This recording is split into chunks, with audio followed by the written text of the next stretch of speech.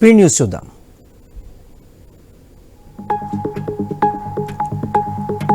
సంగారెడ్డి జిల్లా జహీరాబాద్లో పోలీసులు శాంతి కమిటీ సమావేశం నిర్వహించారు. వినాయక చవితి ఉత్సవాలు, మిలాదున్ నబీ వేడుకలు శాంతియుత వాతావరణంలో జరుపుకోవాలని హిందూ, ముస్లిం ప్రతినిధులకు డీఎస్పీ సైరా సూచించారు.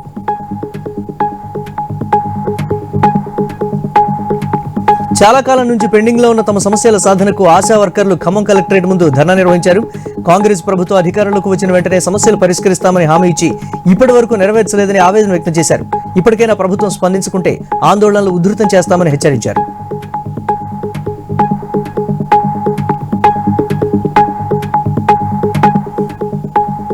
కరీంనగర్ జిల్లా గంగాధర మండలంలో కాంగ్రెస్ పార్టీ ముఖ్య కార్యకర్తల సమావేశం జరిగింది. ఈ కార్యక్రమానికి కాంగ్రెస్ పార్టీ రాష్ట్ర ఇన్ఛార్జ్ మీనాక్షి నటరాజన్, పిసిసి అధ్యక్షులు మహేష్ కుమార్ గౌడ్ తో పాటు కాంగ్రెస్ పార్టీ ముఖ్య నేతలు పాల్గొన్నారు.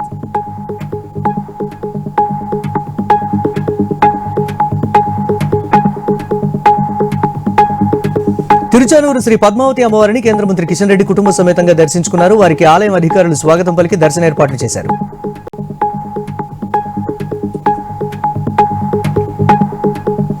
సంగారెడ్డి జిల్లాలోని హైదరాబాద్ నాందేడ్ నేషనల్ హైవేపై అండర్ పాస్లు, ఫ్లైఓవర్ల నిర్మాణం కోసం నేషనల్ హైవే అథారిటీ అధికారులతో కలిసి మంత్రి దామోదర్ రాజనరసింహ స్థల పరిశీలన చేశారు. జాతీయ రహదారిపై రోడ్డు ప్రమాదాలు జరిగి ప్రజల ప్రాణాలు కోల్పోతున్నారని, అవసరమైన చోట అండర్ పాస్లు, ఫ్లైఓవర్లు నిర్మించాలని కేంద్రానికి విజ్ఞప్తి చేసినట్లు మంత్రి చెప్పారు.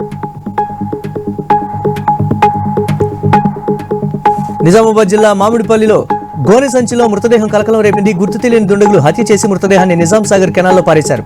మోర్తాడ్ పోలీస్ స్టేషన్లో 4 రోజుల క్రితం పోతు నరేందర్ మిస్సింగ్ కేసు నమోదైంది. పోలీసులు దర్యాప్తు జరిపి ఆనవాళ్లను బట్టి పోతు నరేందర్ గా గుర్తించారు.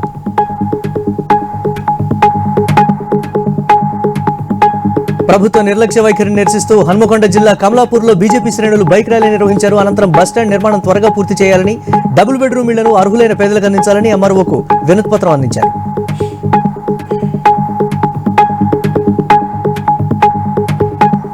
బాన్సువాడ నియోజకవర్గంలో పార్టీని మరింతగా బలోపేతం చేయడంతో పాటు స్థానిక సంస్థల ఎన్నికల్లో బీఆర్ఎస్ ను గెలిపించేందుకు నేతలు కృషి చేస్తున్నారు. ఇందులో భాగంగా నియోజకవర్గానికి చెందిన పలువురు కీలక నేతలు హైదరాబాద్ లో కేటీఆర్ తో సమావేశమై స్థానిక పరిస్థితులపై చర్చించారు.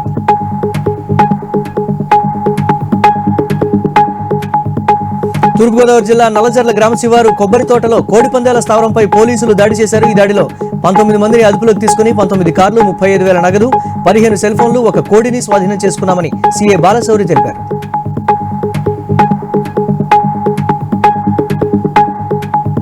కర్నూలు జిల్లా మంత్రాలయంలో విషాద ఛాయలు అలుముకున్నాయి. ఎమ్మిగనూరు మండలం బనవాసి దగ్గర కారు, బైక్ ఢీకొన్నాయి. ఈ ప్రమాదంలో బైక్ పై వెళ్తున్న బాబు, రాజేష్ మృతి చెందారు.